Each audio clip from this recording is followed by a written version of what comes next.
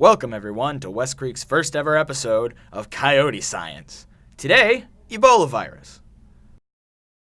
So Ebola, that happy little virus that kills most people that it infects, has been prominent in the news, so clearly it's been causing some stir lately.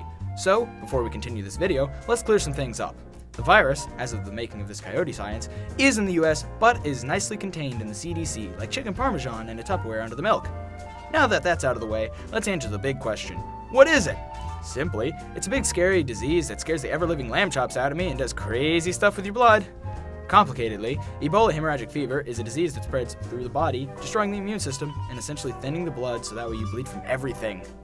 Yeah, I'm not gonna draw that. Nope, we're gonna move on.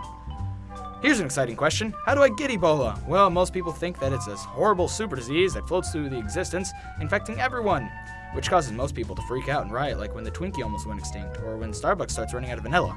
The truth is that you can only get it through direct contact with that person's blood and or other bodily liquids. So avoid doing that if you aren't already. If you aren't, I'm sure you have a legitimate reason. I hope. Another good question from the gentleman in the back. Where does it come from? Well, that's an excellent question. Science doesn't have a definitive answer, but they do have evidence that shows bats are big carriers of the virus. But that's not their fault that they carry these absolutely horrific diseases. They get it through hanging out with their other various bat homies, even the healthy ones. And they spread it all over the place, like Africa, because humans start moving in on their turf.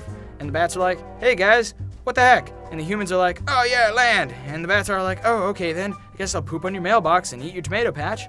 So that's usually how it spreads. But before you go outside and start flacking bats out of the sky like world-famous pugilist Raymond T. Handley did back to the Nazis in '44, remember that we aren't invading their space like other places, so there's almost no chance of us being infected.